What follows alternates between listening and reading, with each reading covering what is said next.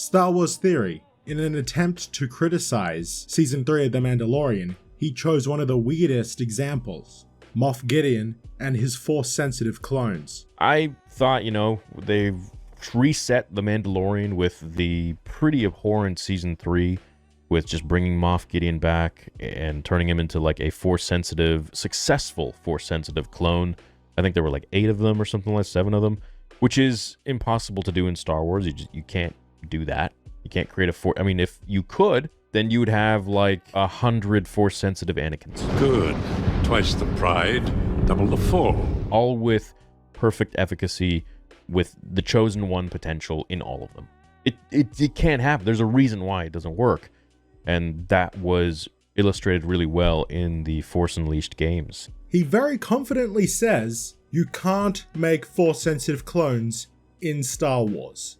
Star Wars Theory clearly doesn't know anything about Star Wars lore. Whether it's the Lucas era or the Disney era, he doesn't know what he's talking about. And he even brings up the Force Unleashed games, saying that's proof that it doesn't work, despite in the sequel there being multiple perfect Force-sensitive clones of Galen Marek. One for the dark side ending, and one for the light side ending. They're different characters. I don't really consider that game actually canon to the EU, given its alternate history ending. But if you take a look at the Sequel Trilogy, Sabayoth is a perfect clone. He's kinda crazy, but he's a clone with Force-sensitive powers. Dark Empire, that has Palpatine's clones. At the end of the Sequel Trilogy, there is a clone of Luke that can wield the Force. This is a well-established thing that is possible in Star Wars canon. But for some reason, Star Wars Theory, the biggest Star Wars YouTuber, doesn't actually know that.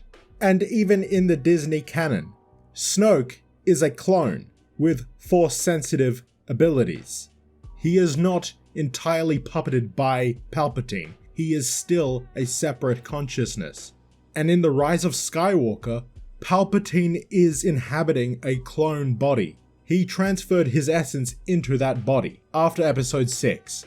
That body would have to have Force-sensitive capabilities. Otherwise, Palpatine could just transfer his essence into anyone and still be strong with the Force. But that's not how it works.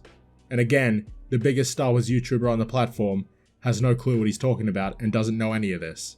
I think the reason for this is actually because a lot of these guys like Theory are just in denial about everything going back to the Sequel Trilogy. It's all leading back to that. The first 2 seasons of The Mandalorian, all of this cloning stuff, it's all set up for Palpatine's return in The Rise of Skywalker. Everything in the Bad Batch with Omega and the cloning, it's all leading back to The Rise of Skywalker. That is the only reason all of this stuff is happening. And I just think it's a bit strange that this is what he's highlighting for Season 3 of The Mandalorian as something that is bad. It's probably the only aspect of the show that actually makes sense. Everything else is awful. Of course they're gonna need to explain what happened in The Rise of Skywalker somehow. Everything Filoni does is leading to Rey Skywalker. It's leading to that third act with that clone Palpatine. Whether you like it or not, all of this cloning stuff happening in Disney Star Wars that is clearly leading to Episode 9 is the only stuff that is actually relevant in the plot of The Mandalorian Season 3. Everything else is just a joke. The Bad Batch wouldn't happen without the Sequel Trilogy. They would not focus on this cloning bullshit without Palpatine's return in The Rise of Skywalker. And it's not going to end with The Mandalorian. It's not going to end with Ahsoka. It's all going to lead back to the sequel era and those Rey movies that are going to happen, whether you like it or not. This was just a quick little video about Star Wars Theory because this is just insane. The biggest Star Wars YouTuber, and he doesn't know anything about the lore.